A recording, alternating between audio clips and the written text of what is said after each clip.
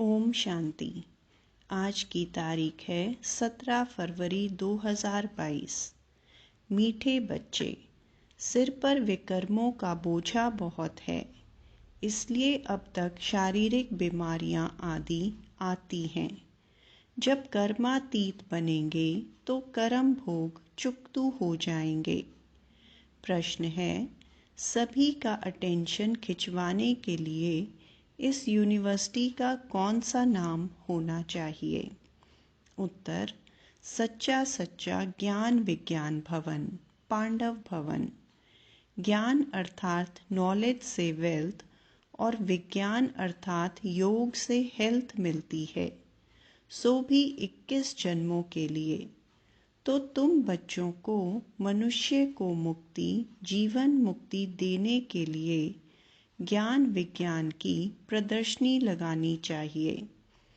ज्ञान विज्ञान भवन नाम से सबका अटेंशन जाएगा। गीत हमारे तीर्थ न्यारे हैं। ओम शांति। इस गीत में एक लाइन आती है, चारों तरफ लगाए फेरे। तीर्थों पर मनुष्य चारों धामों का फेरा लगाते हैं। अब उनका फेरा क्यों लगाते हैं? यह चक्र का फेरा है, सतयुग त्रेता आदि यह फेरा है। जितना बाप को याद करेंगे, चक्र को फिराएंगे, उतना ही विकर्म विनाश होंगे। तो बाबा को बहुत याद करना पड़े, क्योंकि विकर्मों का बोझा सिर पर बहुत है। शारीरिक बीमारियां तो अंत तक चलनी हैं, कर्म भोग तो अंत तक रहता है, यह निशानी है। जब तक कर्मातीत अवस्था को नहीं पहुंचते हैं, तब तक कुछ न कुछ दुख लगता ही रहता है। पिछाड़ी में यह सब खत्म होंगे। अपना मुख्य है ज्ञान और योग। दिल्ली में ज्ञान विज्ञान भवन है। सच्चा सच्चा ज्ञान विज्ञान भवन तो यह है। ज्ञान माना नॉलेज, जीवन मुक्ति। विज्ञान माना मुक्ति। योग को विज्ञान कहा जाता है। विज्ञान से मुक्ति, ज्ञान से जीवन मुक्ति। तो ज्ञान विज्ञान भवन, यह उनको समझानी भी देनी पड़े। तो ज्ञान विज्ञान की प्रदर्शनी होनी चाहिए। उस ज्ञान विज्ञान भवन में तो सभी मनुष्य और फॉरेनर्स आदि आके भारत का यह सहज योग और ज्ञान समझें। मनुष्य तो परमात्मा को सर्वव्यापी कहते हैं। जैसे हम लिखते हैं रियल गीता, वैसे लिखना पड़े ज्ञान विज्ञान भवन। बाबा डायरेक्शन देते हैं कि रियल ज्ञान विज्ञान भवन, पांडव भवन नाम लगा दो तो क्लियर हो जाएगा।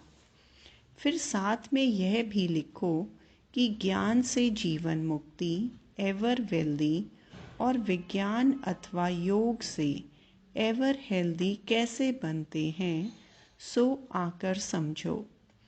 जब समझेंगे तब कहेंगे बरोबर प्रैक्टिकल में देवी देवता पद सुख शांति का मिल रहा है। एक को समझाने की बात नहीं। इस पर प्रदर्शनी मेला करो तो हजारों आकर समझेंगे। बाबा युक्ति बताते हैं, छठ कपड़े पर प्रिंट किया और लगा दिया। कुछ भी बनाने में देरी नहीं लगती है। चित्र हमारे बहुत अच्छे हैं। कोई भी देशी चाहे विदेशी आकर समझे। बाबा कहते हैं सृष्टि चक्र का चित्र बहुत बड़ा बनाना चाहिए। उसके बाजू में फिर विराट रूप का चित्र हो, ऊपर में चोटी। सिर्फ शिव नहीं, त्रिमूर्ति तो ज़रूर हो, क्योंकि सिद्ध करना है ब्रह्मा द्वारा स्थापना। यह ब्राह्मण ही पुनर्जन्म में आने वाले हैं। ब्राह्मण सो देवता, देवता सो क्षत्रिय। यह अच्छा चित्र बनाकर बाजू में रखना चाहिए तो समझाने में सहज हो जाए। इस ज्ञान योग से स्वर्ग कैसे बनता है? यह ब्राह्मण एडॉप्टेड हैं। प्रजापिता ब्रह्मा द्वारा ब्राह्मण रचे। समझाने की बड़ी युक्ति चाहिए। सबको निमंत्रण भेजना चाहिए। चित्रों पर समझाना तो बहुत सहज है। परम पिता परमात्मा द्वारा राजयोग सीख नई राजधानी स्थापन हो रही है। यह ब्रह्मा कुमार कुमारियां कोटों में कोई बनते हैं। उनमें भी आश्चर्यवत पशंती, सुनंती, कथंती, भागंती हो जाते हैं। यहाँ गरीब भी हैं तो साहूकार भी हैं तो बीच वाले भी हैं। साहूकार जल्दी नहीं उठ सकते। बाबा ने तो समझा दिया है कि ज्ञान यज्ञ में अनेक प्रकार के विघ्न तो पड़ेंगे, बहुत अत्याचार होंगे। कामेशु क्रोधेशु है ना, विष न मिलने के कारण मारते हैं। कन्याओं को भी शादी के लिए बहुत मारते हैं। बाबा तो कहते हैं जो श्रीमत पर चलेंगे वो श्रेष्ठाचारी बनेंगे। बाबा आते ही हैं पतित भ्रष्टाचारी दुनिया में। इस रावण राज्य में पहले काम महाशत्रु है। श्रेष्ठाचारी राज्य को तो कहा जाता है संपूर्ण निर्विकारी। उनमें विकार होता ही नहीं। तब यह प्रश्न भी नहीं उठ सकता कि वहाँ पैदाइश कैसे होगी। अरे राम राज्य में विष होता ही नहीं। यह तो रावण राज्य है। तब तो रावण को जलाते हैं। इस समय श्रेष्ठाचारी कोई हो न सके। श्रेष्ठाचारी बनाना एक परम पिता परमात्मा का ही काम है। स्वर्ग तो है ही वाइसलेस वर्ल्ड। वहाँ विष होता ही नहीं, क्योंकि रावण राज्य ही नहीं है। अभी तुम राज्य लेते हो योग बल से। रावण का खात्मा अब होना ही है। अभी है संगम। अभी तुम संपूर्ण बन रहे हो। सत्युग की जब आदि होती है तब वहाँ एक भी विकारी हो न सके। संगम पर दोनों है ना, मैला पानी और सफ़ेद पानी, उनका ही संगम कहा जाता है। मैला जब चला जाएगा तो फिर देखने में भी नहीं आएगा। तो अभी दुनिया का भी संगम है। आत्मा और परमात्मा का यह संगम है। बाकी नदी और सागर का संगम तो परंपरा से चला ही आता है। नदी तो सागर में ही पड़ेगी। बाकी पानी का फर्क तो होता ही है। बाप के सिवाय कोई भी मनुष्य त्रिकालदर्शी त्रिलोकीनाथ बना नहीं सकता। त्रिकालदर्शी और त्रिलोकीनाथ तुम ही बनते हो। कृष्ण को भी नहीं कह सकते। त्रिलोकीनाथ तीनों कालों को जानने वाला एक ही है। त्रिलोकीनाथ त्रिकालदर्शी सिवाय परम पिता परमात्मा के दूसरा कोई होता नहीं। लक्ष्मी नारायण को तो तीनों लोकों अथवा तीनों कालों का ज्ञान ही नहीं है। आदि मध्य अंत का भी ज्ञान नहीं है। अभी तो हमारे पास सारा ज्ञान है। त्रिलोकी का भी ज्ञान है। जो बाबा का टाइटल है वह ब्राह्मणों को भी मिल सकता है। देवताओं को भी यह ज्ञान नहीं। तुम बहुत ऊंच हो। जो बच्चे अपने को त्रिलोकीनाथ त्रिकालदर्शी समझते हैं वह तो दूसरों को आप समान बनाने में बिजी होंगे। सबको निमंत्रण देना चाहिए। हर धर्म वालों को लिखना चाहिए कि ज्ञान विज्ञान से हेल्थ वेल्थ कैसे मिलती है, आकर समझो। दिल्ली में ज्ञान विज्ञान भवन में भी यह चीज़ हो तो कितने फॉरेनर्स आकर नॉलेज लेवें। आखिर अंत में तो सबको समझना ही है, विनाश भी अवश्य होना ही है। तो क्यों नहीं बाबा को याद करें तो विक्रम भी विनाश हो, और जितनी जितनी आत्मा शुद्ध होती जाएगी उतना पद भी ऊंच मिलेगा। सारा मदार है ज्ञान और विज्ञान पर। मुक्ति धाम में रहने वाले योग ही पसंद करेंगे। उन्हों की आत्मा में पाठ ही ऐसा है, और देवी देवता धर्म वाले नॉलेज को ही पसंद करेंगे।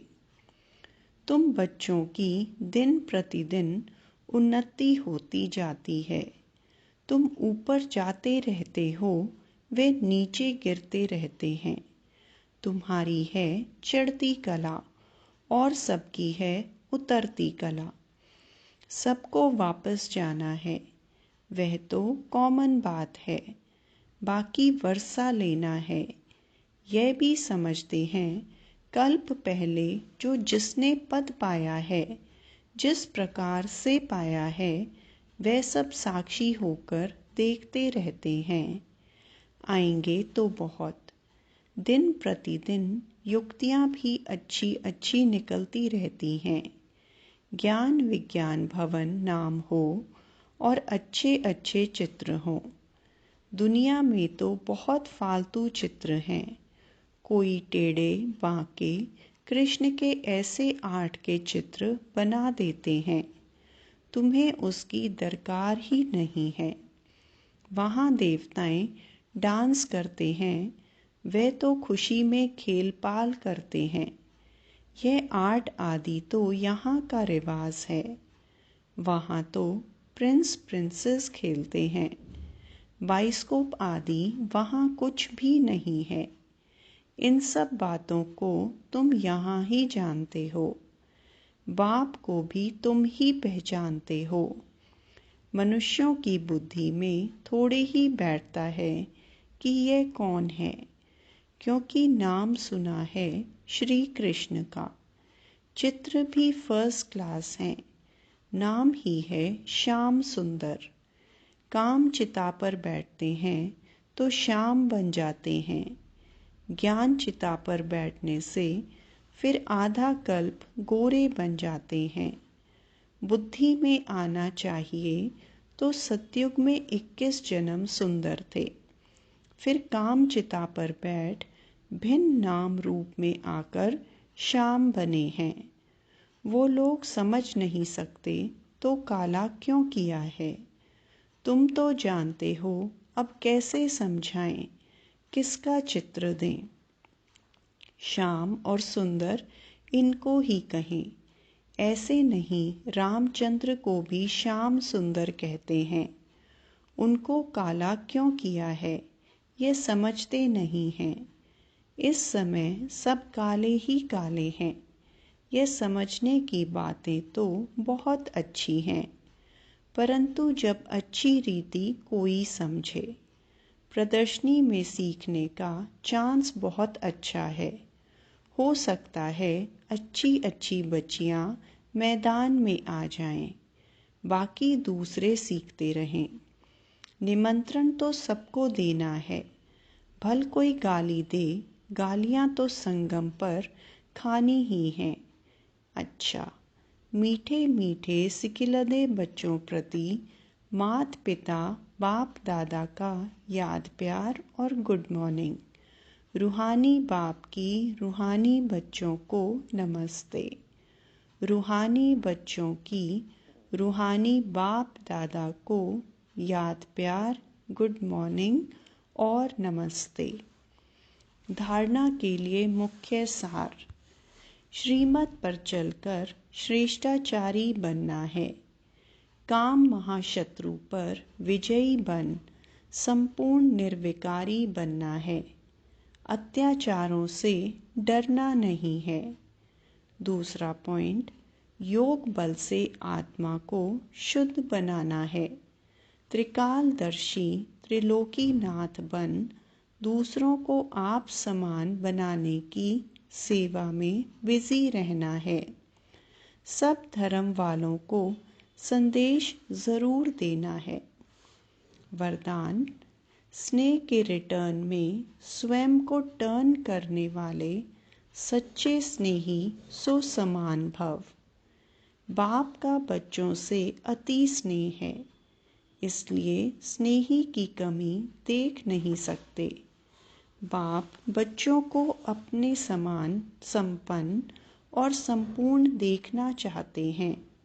ऐसे आप बच्चे भी कहते हो कि बाबा को हम स्नेह का रिटर्न क्या दें, तो बाप बच्चों से यही रिटर्न चाहते हैं कि स्वयं को टर्न कर लो। स्नेह में कमजोरियों का त्याग कर दो। भक्त तो सिर उतार कर रखने के लिए तैयार हो जाते हैं। आप शरीर का सिर नहीं उतारो, लेकिन रावण का सिर उतार दो। थोड़ा भी कमजोरी का सिर नहीं रखो। स्लोगन, हर कर्म करते साक्षीपन की सीट पर रहो, तो बाप आपका साथी बन जाएगा। मातेश्वरी जी के अनमोल महावाक्य। संपूर्ण पुरुषार्थ की सिद्धि, 21 जन्म सुख की प्रालब्ध। देखो, परमात्मा के साथ इतना संपूर्ण संबंध जोड़ना है जो 21 जन्मों के लिए सुख प्राप्त हो जावे। यह है पुरुषार्थ की सिद्धि। परंतु 21 जन्म का नाम सुन ठंडे मत पड़ जाना। 21 जन्मों के लिए इतना इसी समय पुरुषार्थ भी करें, फिर भी 21 जन्मों के बाद गिरना ही है, तो सिद्धि क्या हुई। परंतु ड्रामा के अंदर आत्माओं की जितनी सर्वोत्तम सिद्धि मुकर्रर है, वो तो मिलेगी ना। बाप तो आए हमें संपूर्ण स्टेज पर पहुंचा देते हैं, परंतु हम बच्चे बाबा को भूल जाते हैं तो ज़रूर गिरेंगे। इसमें बाप का कोई दोष नहीं। अब कमी हुई तो हम बच्चों की सत्युग त्रेता का सारा सुख इस जन्म के पुरुषार्थ पर आधार रखता है, तो क्यों ना संपूर्ण पुरुषार्थ कर अपना सर्वोत्तम पाठ बजाएं और अच्छे से अच्छा पुरुषार्थ कर पूरा वर्षा लेवें। पुरुषार्थ मनुष्य सदा सुख के लिए ही करता है।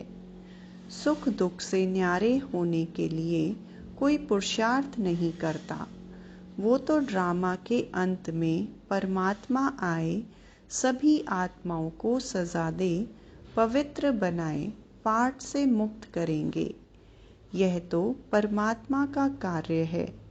वो अपनी मुकर्रर समय पर आपे ही आकर बताते हैं। अब जब आत्माओं को फिर भी पाठ में आना ही पड़ेगा, तो क्यों ना अच्छा पुरुषार्थ कर सर्वोत्तम पाठ बजाएं। अच्छा, ओम शांति।